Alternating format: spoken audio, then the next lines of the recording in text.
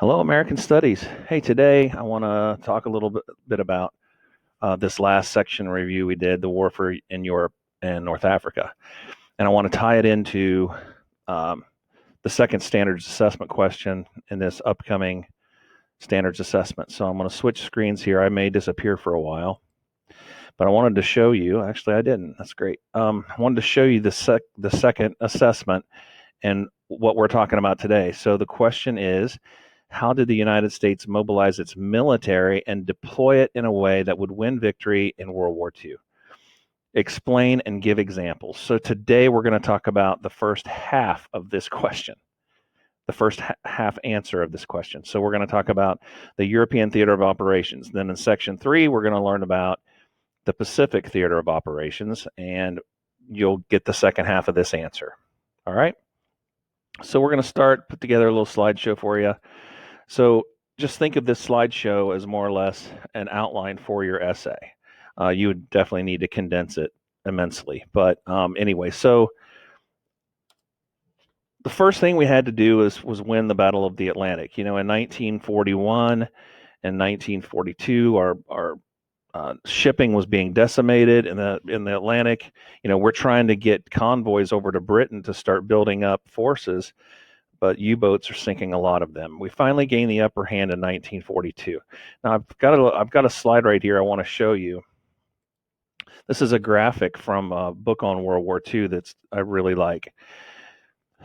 What this graph shows you is a month by month look at World War II. So each vertical bar is 1 month in 1942, then 1943, 44, and 45. So it shows you two things. Number one, the solid black bars would be the tonnage of Allied shipping that the Germans are sinking each month. All right. The diagonal white bars are the tonnage of shipping that the Allies are producing each month. So I had to cut off 1941, but to summarize, in 1941, we were only building about this many ships, but the Axis was sinking about this many ships. They were way ahead in 1941. We hadn't even joined the war yet. But in 1942, we start producing more ships, and the Battle of the Atlantic is raging. And finally, by probably the fourth month of 1943, we have decimated the U-boat fleet. You could just see where the tonnage that they're sinking has just dropped to virtually nothing. So this shows how we won the Battle of the Atlantic. Okay, so back to the slideshow. After the Battle of the Atlantic, we had to figure out a place to invade the Axis forces. And we decided that we would start off in a relatively easy place. That's the soft underbelly of Europe, is what they called it, and that's North Africa. We invaded from the west, from Morocco and Algeria, while the British turned back Rommel's Afrika Korps, which was the name of the German army in North Africa.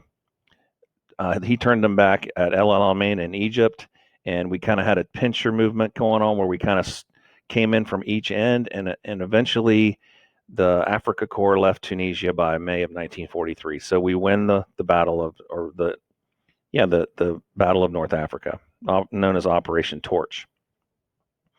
Then we would invade Sicily, which is an island off the coast of Italy, and then Italy would follow. All the while, we're building up forces in Britain. So since 1942, planning was underway for a cross-channel invasion. We kept it very, very secret.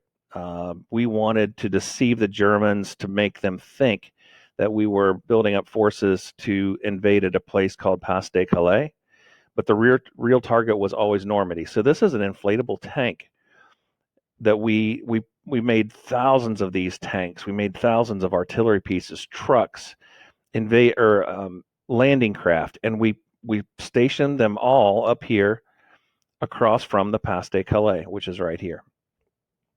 That kept the bulk of the Axis forces in this area because they thought that's where we were going to invade, when always the target was the Normandy region right here.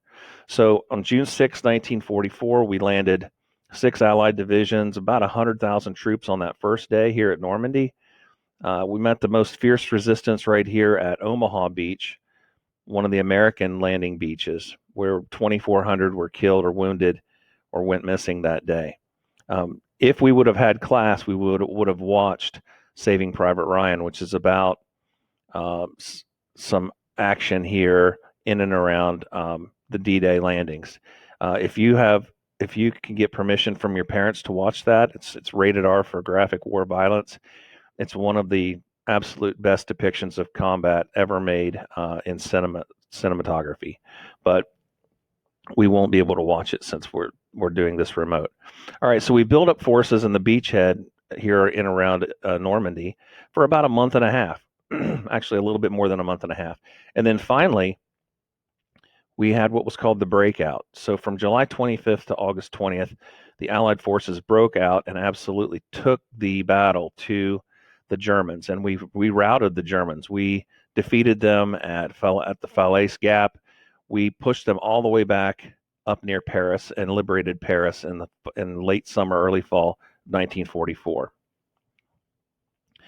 Then things settled down along the German-Belgian frontier, Belgium frontier, in like the winter of 1944, and the Germans launched a fierce counterattack with three major Panzer divisions, Panzer's tanks or armored armored vehicles. Caught us off guard, and they pushed their way all the way into Belgium, and they were trying to cut the Allied forces in two. We fell back, but kept fighting, and we brought in reinforcements. And actually, you see, there's this one area that they never took, and this was a town called Bastogne, and we took the 101st Airborne, and we brought them in trucks, and they made a ring around Bastogne, and we're told to hold at all costs.